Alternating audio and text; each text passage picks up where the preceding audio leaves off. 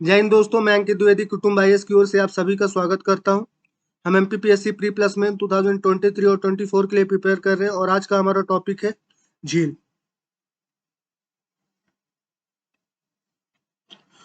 चलिए आइए देखते हैं। झील जल का वह स्थिर भाग है जो चारों तरफ स्थल खंडों से घिरा होता है।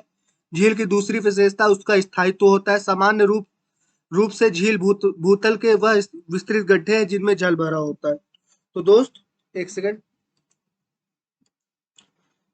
मान लीजिए गड्ढा है, इस पे किसी भी कारण, मान लीजिए बारिश के कारण या फिर हिमानी के पिघलने के कारण या किसी भी कारण से अगर जल भर जाता है तो इसे हम झील कहते हैं।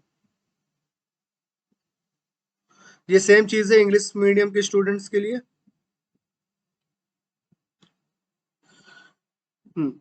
झील का जल प्रायः स्थिर होता है। झील की एक महत्वपूर्ण विशेषता उनका खारापन होता है, लेकिन अनेक झीलें मीठे पानी की भी होती हैं। झीलें भूपटल के किसी भी भाग पर हो सकते हैं। ये उच्च पर्वत पर मिलती हैं, पठारों और मैदानों पर भी मिलती हैं तथा स्थल पर सागर तल से भी नीचे पाई जाती हैं। तो दोस्त, कुछ झीलें ऐसी भी होती हैं जिनकी गहराई सागर तल से भी ज्यादा होती है, जो नीचे स्थित होती है। ठीक है, for example Dead Sea. Dead Sea सागर तल से भी नीचे स्थित है। झीलों की उत्पत्ति कैसे होती है? हिमानी के कारण होती है, टेक्टोनिक मूवमेंट्स के कारण होती है, ज्वालामुखी पर्वतों के कारण होती है, अवरोध के निक्षेपण के कारण होती है, अवसाद के कारण होती है। आप इसकी स्क्रीनशॉट ले सकते हो। हिमानी के कारण, ऐसी झीलों की उत्पत्ति का मुख्य कारण यह है कि जब हिमानियां अपने पिघलने की अंतिम अवस्था में आ जाती हैं, तब उनमें पाए जाने वाले हिममोड़ रोध का कार्य करते हैं, जिससे पिघला हुआ जल उबड़ खाबड़ स्थल में एकत्रित होकर झील का आकार ले लेता है। हमारे देश में इस प्रकार की झीलें हिमालय पे पाई जाती हैं। तो दोस्त समझने का प्रयास कीजिए। मान लीजिए एक पर्वत है हिमालय का, ठीक, इस पे ये बर्फ लगी हुई है, ये छोटे छोटे कुछ पर्वत है, ठीक। ये पिघलना स्टार्ट हुआ, यहाँ पे पहले भर गया, फिर यहाँ पे भर गया, और ये कुछ टॉप व्यू उसका कुछ इस प्रकार से होगा और इसको हम झील कहेंगे। टेक्टोनिक मूवमेंट्स के कारण अब क्यों होती है झीलें निर्माण, आइए देखते हैं।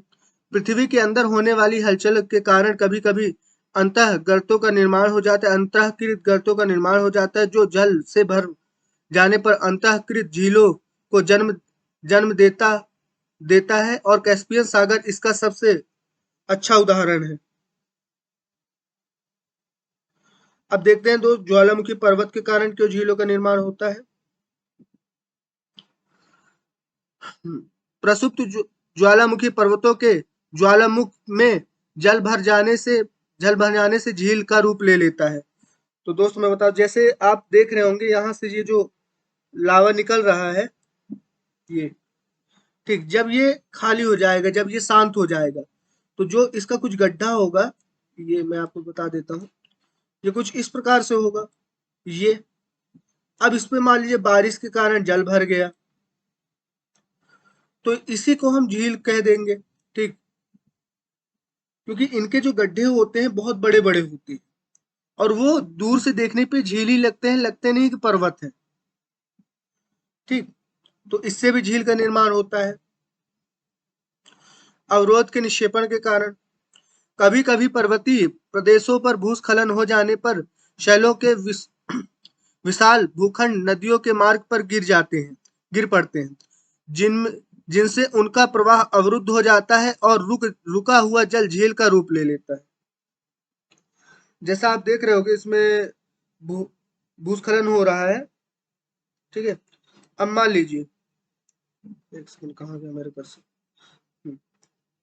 मान लीजिए नदी है, ठीक है, यहाँ पे मिट्टी वगैरह खूब पड़ गई इसकी वजह से, ठीक। अब ये पानी यहीं रुक गया, अब यहाँ पे धीरे धीरे इकट्ठा होने लगा और फिर आगे चल के ये झील का रूप ले लेगा।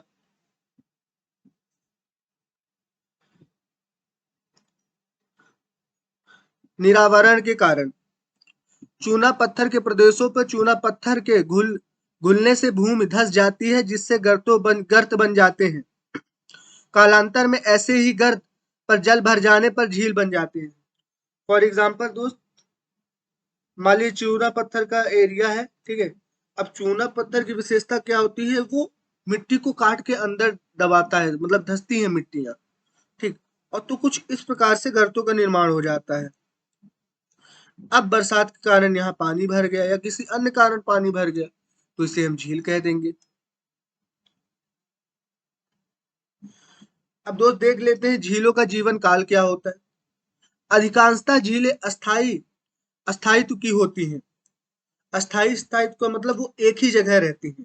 उनका जो नेचर होता है वो एक ही जगह रहने का होता है, नदियों की तरह बहने का नहीं होता।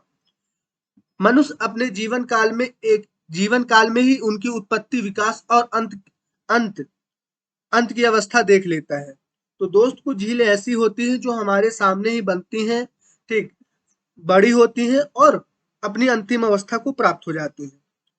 पर्वतीय प्रदेशों में जो झील अवरोध के कारण बन जाती हैं, वो अवरोध हटने पर शीघ्र लुप्त हो जाती हैं। मान लीजिए दोस्त, कोई नदी है जिसके सामने पर्वतीय क्षेत्र में पत्थर या बड़े बड़े चट्टान आ गए और वो झील का आकार ले ली, ठीक। और कुछ कारण उसी झील के पानी के बहाव के कारण ही वो पत्थर हट गए, तो बहुत जल्दी ही लुप्त हो जाएगी। नम देशों में झील के तल में अवसाद एकत्र होने से वे छिलछिली हो जाती हैं, और यदि उनमें से किसी नदी का उद्गम होता है तो वह शीघ्र विलीन हो जाती है। तो दोस्त मान लीजिए कोई झील है, ठीक, और उसमें से कोई जलधारा फूट पड़ी, तो बहुत जल्दी उसका पानी खाली हो जाएगा और वो बहुत जल्दी विलीन हो जाएगी। अब देख लेते हैं विश्व के झीलों के कुछ प्रमुख उदाहरण।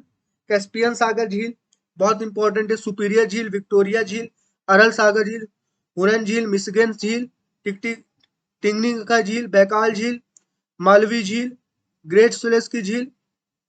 तो दोस्त ये बहुत सारी झीलें हैं, आप इसको पढ़ लीजिएगा और इसको याद ही कर लीजिएगा। मेन कम से कम संबंधित कर लीजिएगा झील के नाम और संबंधित देश।